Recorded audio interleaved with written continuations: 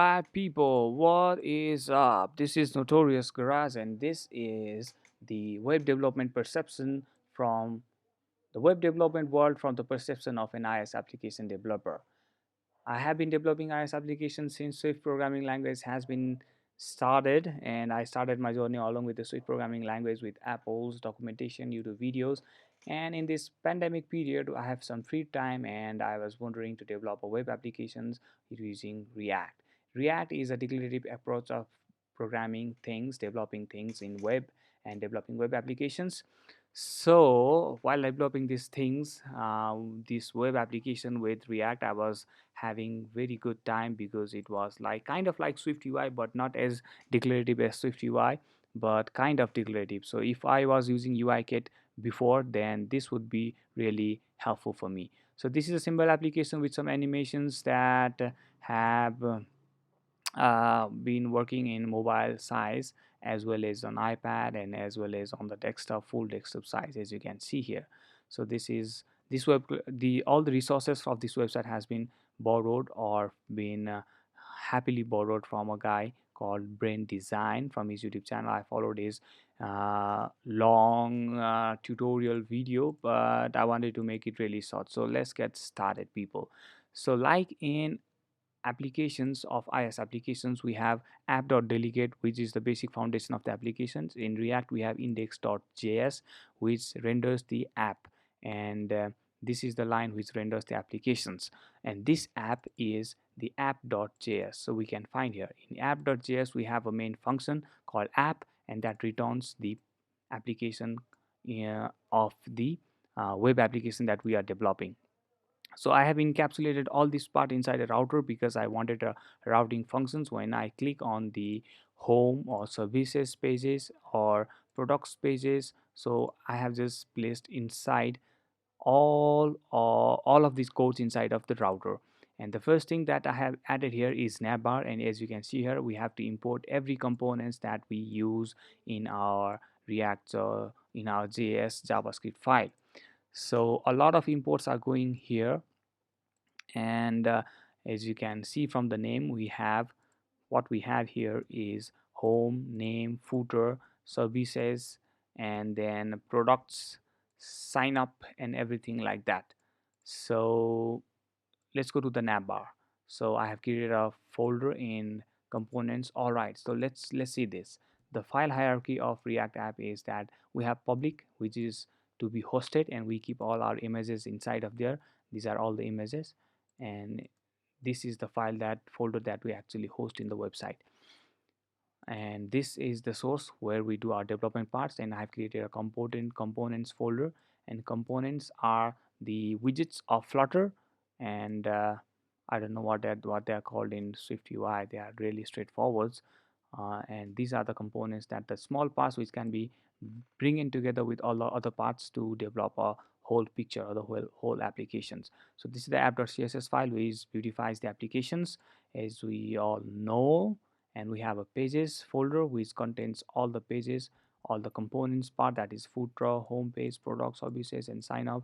These all are being separated, and like in Apple, we have module, view, and controllers part.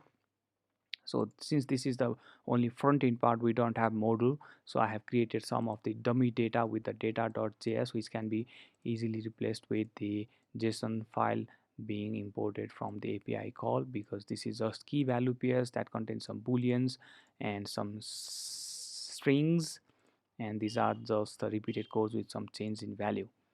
And as you can see that I have used the same button with a get started part here, and then we have used the same button with the start now part here, and we have started to use the same button with learn more as a button text here. Similarly, again we have used the part components again and again without repeating ourselves, as dry is the principle that we work on. And we have a button.js. This is also another component, and we have defined some styles for the button, we have defined some size for the button, and we have designed some color of the button, so that when you can see here, we have a blue button with, when we hover, it goes red, and we have a black button, and we have some blue buttons and some black buttons again. And these are all the CSS values which can be updated according to the array of these values which are being passed when they are called. Similarly, we have button.css to beautify the button part, and again we have the home page here with the home.js, and in that home page we have hero section. Now this is the part I have named it hero section because I was just following through it, so it's nothing in the name. The hero section is actually this whole part. The a hero section here contains an image, a button label, a text description, a text title, and a top line title which is not shown here. So let's go what this hero section is returning. It is returning a home object 1, and this home object 1 is coming from, as we can see here, data.js, and this is the home object 1. We have the lightning background to set false, light text to true, light text description that is set to true, so it is light in color, it is light in color, and the light background is set false, so the background is dark. And we have a top line which is not shown here, it should be showing somewhere here.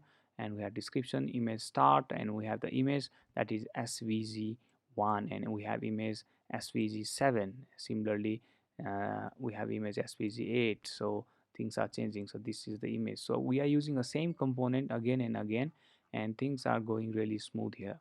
So what I have learned through this tutorial is that in React we have some small components that comes together, and that makes web application development really easy, so that we are not repeating ourselves often and often again. And similarly, since we have a navigation bar, these are the part of the navigation bar with the HTML codes goes in here, and we have to do some tweaks for VS Code to insert the HTML codes with the shortcut keys here, and these are all available. And we always export default and what is the name of the file, that is snapbar, the name of the function, and things goes like pretty simple. We import things, we use them, and we export them, and while inserting them we just keep them inside of angle brackets. So this is it. So I'll be developing more of that web applications using React, and I'll be sharing more of my learning curve. So until now, until then, see you guys.